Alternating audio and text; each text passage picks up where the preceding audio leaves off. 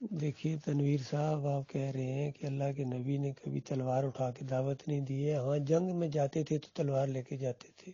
جنگ ہوئی کیوں تھی؟ جنگ تو پھر ہونی نہیں چاہیے تھی اگر آپ کا طرز عمل اختیار کیا جائے تو۔ جنگ کا ماحول ہی نہیں بنے گا اگر آپ کا انداز اختیار کیا جائے تو۔ جنگ ہوگی اس وقت جب کفر بالطاغوت کریں گے۔ اور اگر آپ نے قرآن صحیح طریقے سے پڑھا ہوتا، غور کر کے، پھر آپ یہ باتیں کبھی نہ کرتے۔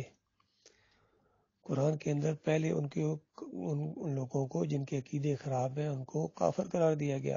لقد کفر الذین قالوا، یقیناً کفر کیا ان لوگوں نے جنہوں نے کہا کہ یعنی اللہ تین میں سے ایک ہے، ثلاثہ کا عقیدہ پیش کیا، جنہوں نے اللہ کا بیٹا قرار دیا۔ کہیں مالک فرماتا ہے افحسب الذین کفروا ان یتخذوا عبادی من دونی اولیاء، کیا ان کافروں نے گمان کیا ہے کہ مجھے چھوڑ کر میرے بندوں کو اپنا کارساز پکڑ لیں؟ کارساز، مشکل کشا، داتا، دستگیر، یہ ساری چیزیں اس کے اندر آ گئیں۔ ابھی آیت ختم نہیں ہوئی ہے، آگے سنیے۔ انا اعتدنا جہنم للکافرین نزلا، ہم نے ایسے ہی کافروں کے لیے جہنم کی آگ کو مہمان نوازی کے طور پر تیار کر کے رکھا ہوا ہے۔ تو قرآن پڑھا ہوتا نا تو کبھی ایسی باتیں نہ کرتے۔ جب باطل عقیدوں کے اوپر چوٹ ہی نہیں مارنی ہے تو ناراضگی کو کون آپ کے ساتھ کرے گا؟ تو دیس نکالا کیوں دیا جائے گا؟ اگر نبی علیہ السلام صرف ان کو کہتے بھائی ٹھیک ہے یہ قرآن ہے، یہ وہ اللہ کی بندگی کرو، بس بات ختم جی، تو ان کو تو کوئی پرواہ ہی نہیں تھی، ان کو تو کوئی مسئلہ ہی نہیں تھا ان کے لیے۔ نبی علیہ السلام ان کے باطل عقیدوں کے اوپر چوٹ مارتے تھے کہ تم اور تمہارے بڑے، اور پھر مثالیں دے دے کہ ابراہیم علیہ السلام کے دور کی مثالیں دیں کہ جب ابراہیم علیہ السلام کو قوم نے کہا کہ بل وجدنا آباءنا کذالک یفعلون، ہم نے اپنے باپ دادا کو یہی کرتے دیکھا ہے، یہی عرس اور میلے کرتے دیکھا ہے، یہی چڑھاوے چڑھاتے، ان کو پکارتے، داتائی، دستگیری، ان کے سب کچھ عرس اور میلے، یہی تو ہم دیکھ رہے ہیں باپ دادا سے۔ تو ابراہیم علیہ السلام نے کیا کہا تھا؟ لقد کنتم انتم وآباؤکم فی ضلال مبین، کہ تم اور تمہارے بڑے بزرگ سارے جتنے کھلی گمراہی کے اندر تھے، کھلے گمراہ تھے۔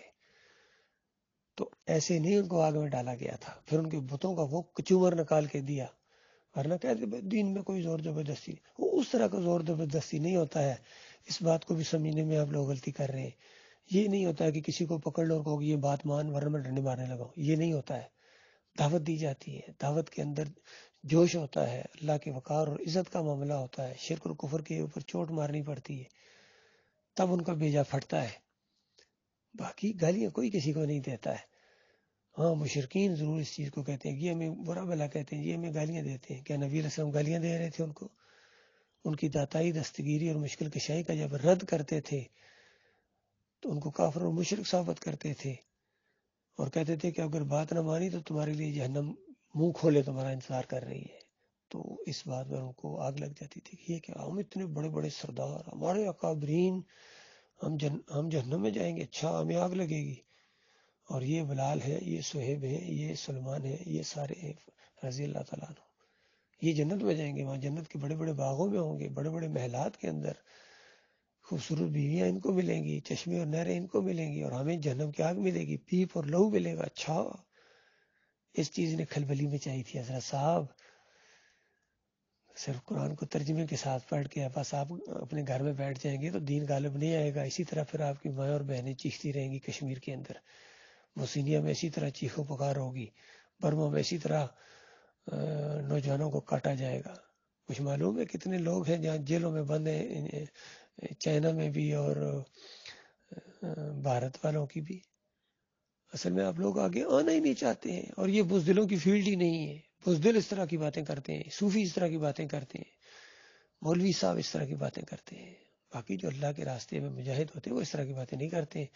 ان کے تو رونگٹے کھڑے ہو جاتے ہیں اللہ کی کتاب جب پڑھتے ہیں تو، اللہ کے دین کو لے کے آگے بڑھتے ہیں، جہاد فی سبیل اللہ کی بازی کھیلتے ہیں۔ یہ ہے مخلص مومنوں کا طریقہ۔ باقی کسی کو کچھ نہ کہو، بس یہ ہمیں کوئی حق نہیں پہنچتا ہے، آپ کو حق نہیں واقعی پہنچتا ہے، لیکن مومنوں کو حق پہنچتا ہے۔ مومنوں کی بندگی کا یہ تقاضا ہے کہ اللہ کی بندگی کا یہ تقاضا ہے، اللہ کی عزت اور غیرت کا یہ تقاضا ہے کہ اللہ کے دشمنوں کو وہ ان کا مرتبہ دیا جائے، جو سروں پر ناچ رہے ہیں، جنہوں نے دین کو بگاڑا ہے۔ ان کی نشاندہی نہیں ہوگی تو کس طرح لوگوں کو پتہ چلے گا، عوام کو کس طرح پتہ چلے گا حق کیا ہے اور باطل کیا ہے؟ کون بتائے گا ان کو؟ اوپر سے آ کے فرشتے بتائیں گے؟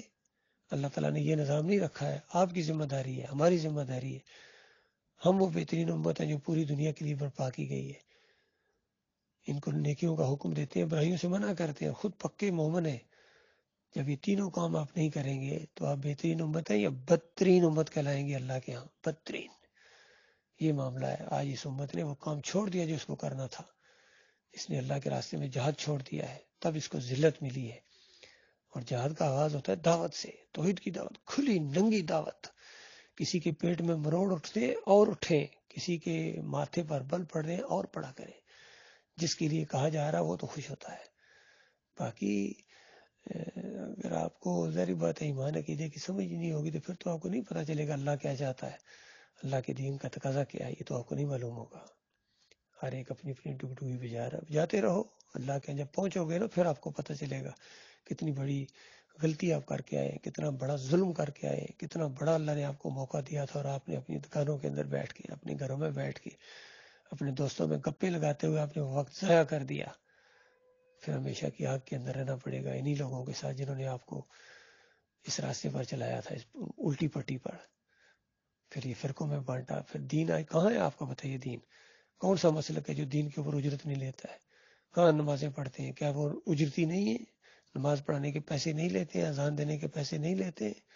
کیا ان کے اکابرین مشرکانہ عقیدہ نہیں رکھتے تھے؟ کیا یہ انہی کے سلسلے میں نہیں چل رہے ہیں؟ سب کچھ موجود ہے. آپ اصل میں نکلنا ہی نہیں چاہتے ہیں اس مشرکانہ دین سے، اس لیے یہ کر دیتے ہیں بس یہ جی دین ہی ہے. اچھا دین کو بدلی کر رہے ہو، خود اپنے آپ کو بدلی نہیں کرتے، دین کو اپنے مطابق بدلی کرتے ہیں. یہ بہت بڑا جرم ہے بھائی. اللہ تعالیٰ اس جرم سے اپنی پناہ میں رکھے.